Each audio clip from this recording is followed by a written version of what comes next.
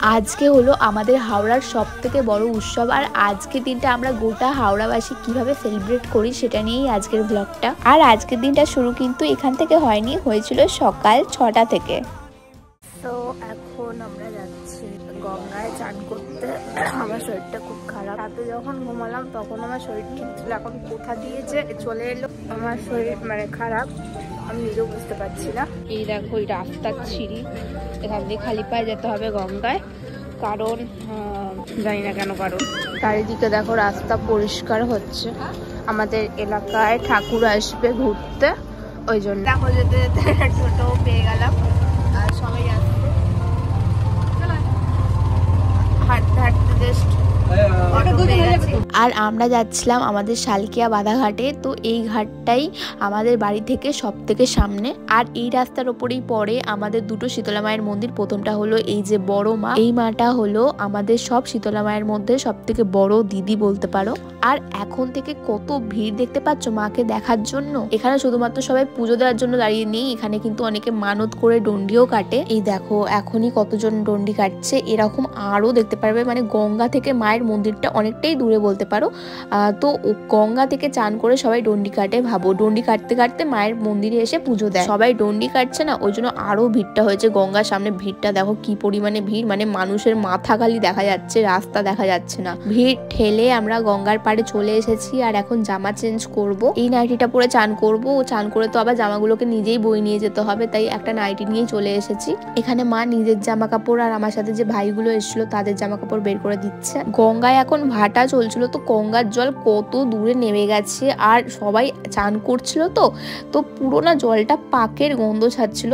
তো আমার কিরকম একটা লাগছিল, বাট গঙ্গা স্নানকে সব থেকে ভালো মানে শুদ্ধ বলা হয়, তো মনে ভক্তি নিয়েই আমি চানটা করে নিই। হাইজিন স্মেল এসবের কথা ভুলে গিয়ে গঙ্গা স্নান করে কিন্তু জামা চেঞ্জ করে এখন চলে যাচ্ছি সোজা বাড়িতে। এত সকালে প্রথমত আমার চান করার কোনো অভ্যাস নেই, আজকের দিনেই আমি এত সকালে চান করি।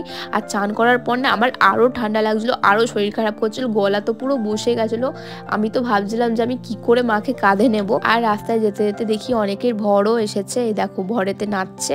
এই বউটা নয়, এই বউটার ভর আসেনি মনে হয়। এসব দেখতে দেখতে অটোও পেয়ে যাই, আর অটো করে চলে যাই সোজা বাড়িতে। যারা এই পুজোটা সম্পর্কে জানো না তাদের জন্য বলছি, আজকের দিনে না শীতলা মা, যতগুলো আমাদের এখানে শীতলা মায়ের মন্দির আছে সব শীতলা মা গুলো আমাদের পাড়ায় বেড়ায় আমরা কেমন আছি সেটা দেখতে। মানে সারা বছর তো আমরা মায়ের মন্দিরে যাই, আর আজকের দিনে কিন্তু মা আমাদের বাড়ির সামনে আসে আমাদের দেখতে। আর এটা হলো আমাদের আর একটা মায়ের মন্দির, মন্দিরের সামনে এত ভিড় ছিল যে মায়ের মুখটা দেখাতে পারলাম না। চাপ নিও না, মা কিন্তু বিকালবেলাই আমাদের বাড়ির সামনে আসবে, আর তখন কিন্তু মাকে দেখাবো আর কাঁধও নেবো।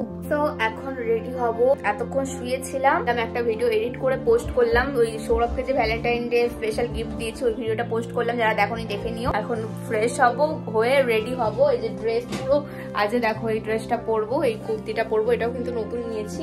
কোথা থেকে নিয়েছি পরে তোমাদের সাথে ভিডিওতে শেয়ার করবো, এখন বলা যাবে না। গেট রেডি শুট করবো, ওই জন্য দেখো এই সেট আপ করে নিয়েছি একদম। সাথী আসবে, আজ সৌরভ আসবে, সবাইকে ফোন করে করে বলছি তাড়াতাড়ি আয়, এখন একটু বেটার লাগছে। এটা হলো আজকের আমার লুক, একদম ফিট হয়ে গেছি। সামনে সৌরভ আছে, পেছনে আমার ক্যামেরাম্যান আছে। এখন আমাদের এখানে ঠাকুর আসছে, কাঁধে একটা ঠাকুরকে নিয়েছে, হাত ছড়ে গেছে, দেখ দেখতে পাচ্ছিস। আমরা যুদ্ধ করে ওপার থেকে শুধু এপারে এলাম।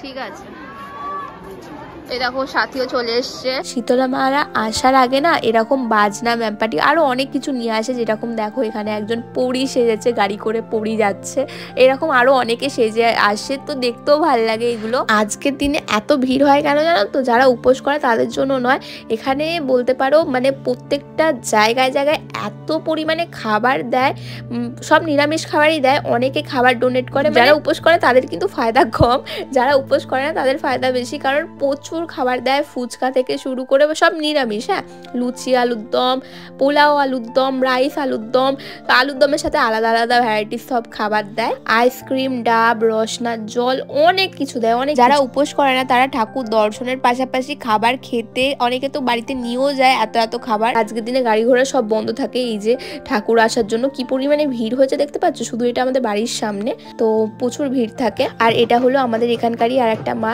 যাকে এখন আমি কাঁধ নিতে চলেছি। অলরেডি কাঁধ দিতে গিয়ে তোমাদের দেখালাম হাত ছড়ে গেছে। কি পরিমাণে যে ভিড় হয়, কি কষ্টে যে কাঁধ দিই মাকে, মানে তোমাদের বলে বোঝাতে পারবো না। বলতে পারো সবাই উপোস করে আমাদের এখানকার। আর খালি পায়ে তো মাকে কাঁধ নিতে হয়, আর কাঁধ দিতে গিয়ে না আমার পায়ের ওপর কি একটা দাঁড়িয়ে পড়েছে, তো আমার নোকটা না পুরো ব্যথা হয়ে গেছে। আমি ঠিকঠাক করে কাঁধও দিতে পারছিলাম না, এমনিতেই তো আমার শরীর খারাপ ছিল, তার উপর পায়ে যন্ত্রণাও শুরু হয়ে গেল। আর ওইদিকে ভিড়টা দেখতে পাচ্ছ, ওইদিকে না ফুচকা দিচ্ছিল, নিরামিষ ফুচকা, তো অত ভিড় হয়েছিল ওই জন্য। আর এখানে যতগুলো মা আসে সব আমাদের মন্দিরে, মানে আমাদের কালী মন্দিরের মায়ের সাথে দেখা করে যায়। আর এই মাটা দেখো নাচছিল, আর মা নাচছে দেখে সবাই নাচতে শুরু করে দিয়েছে ওখানে দাঁড়িয়ে। মানে আলাদাই একটা ফিলিংস, আলাদাই একটা আনন্দ নিজের চোখে দেখে। তোমরা নিজেরা যতক্ষণ না দেখছো ফোনের ক্যামেরায় দেখে বুঝতে পারবে না যে কিরকম, কতটা আনন্দ, কতটা ভালো ফিল হয়। দেখো ভাই এবার যাবে, লাফিয়ে লাফিয়ে যাবে, ভয় পাচ্ছে।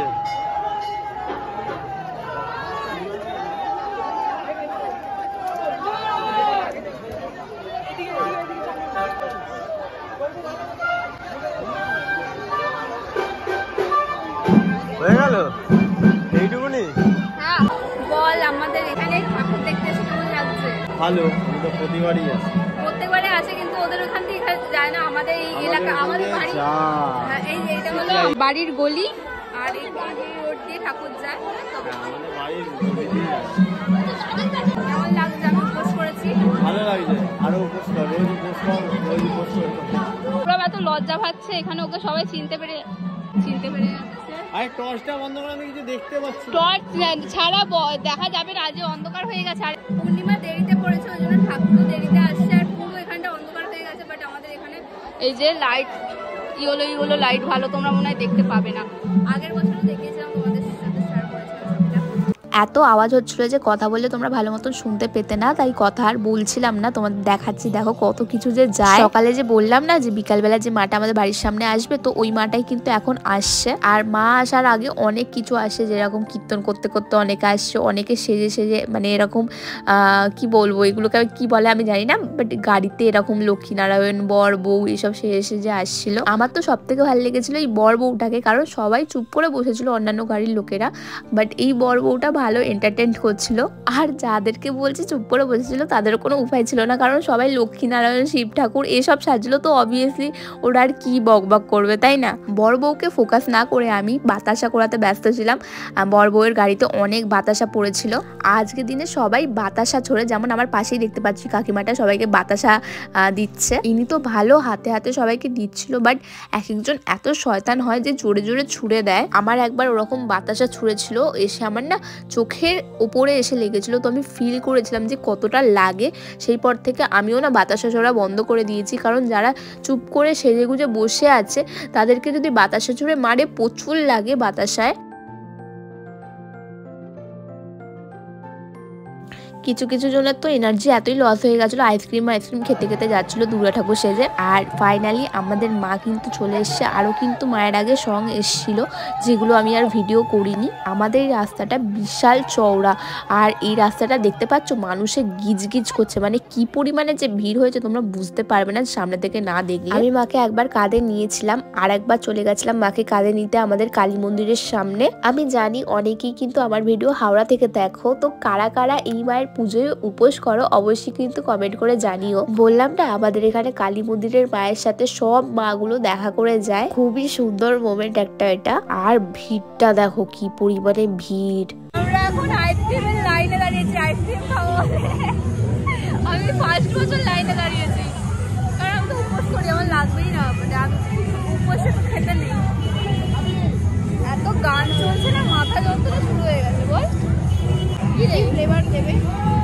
ম্যাঙ্গো, ওই দেখ ও ডবল করে নিয়ে যাচ্ছে, ডবল করে নিয়ে যাচ্ছে সবাই, চারটে করে নিয়ে যাচ্ছে। আমার দু হাতে চারটে করে নিয়ে দে, ওই দা আরে হাতটা দে। এ দেখো আমাদের ফ্রি আইসক্রিম, অর্ধেক তো সৌরভ খেয়েও নিয়েছে। তোমাদের আগে বললাম না যে আজকের দিনে অনেক জায়গায় খাবার বিতরণ করে, তো এখন দেখো এখানে কিন্তু ফাংশনও হচ্ছে, সেটা দেখাতেই তোমাদের নিয়ে এসেছিলাম আমাদের রোডে। আর পাশাপাশি কিন্তু প্রত্যেকটা জায়গায় খাবার বিতরণও হচ্ছিল। তো এইমাত্র তোর বাড়িতে এলাম, আমি ভুলে গেছিলাম যে আমার সকালবেলা শরীরটা খারাপ লাগছিল, ঘুরতে ঘুরতে ভুলে গেছিলাম আর আইসক্রিম খেয়ে নিয়েছি। এখন আবার গলাটা আবার ব্যথা করছে। ঘরে এসে সবকিছুটা যতটা পেরেছি তোমাদের সাথে শেয়ার করার চেষ্টা করেছি। আশা করি তোমাদের ভালো লেগেছে। যদি ভালো লাগে তো একটা লাইক করে দিও, কমেন্ট করো। আর যারা যারা হাওড়ার বাইরে থাকো বা জানো না এই পুজোটার সম্পর্কে, তারা আজকের দিনে আমাদের এই এলাকায় চলে এসো, প্রচুর মজা হবে। আমি গ্যারান্টি দিচ্ছি যে এত মজা হবে তোমাদের প্রত্যেক বছর আসতে ইচ্ছা করবে। এই ব্লগটা আমি এই পর্যন্ত রাখছি। আমার বিশাল মাথা যন্ত্রণা করছে, আমি আর কন্টিনিউ করতে পারছি না।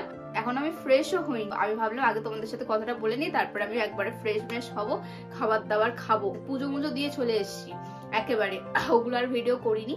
যাই হোক, এই ভিডিওটা এই পর্যন্ত রাখছি। কেমন লাগলো জানিও।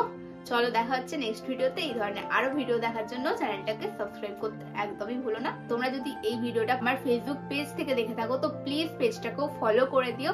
তো চলো এখনের জন্য টাটা।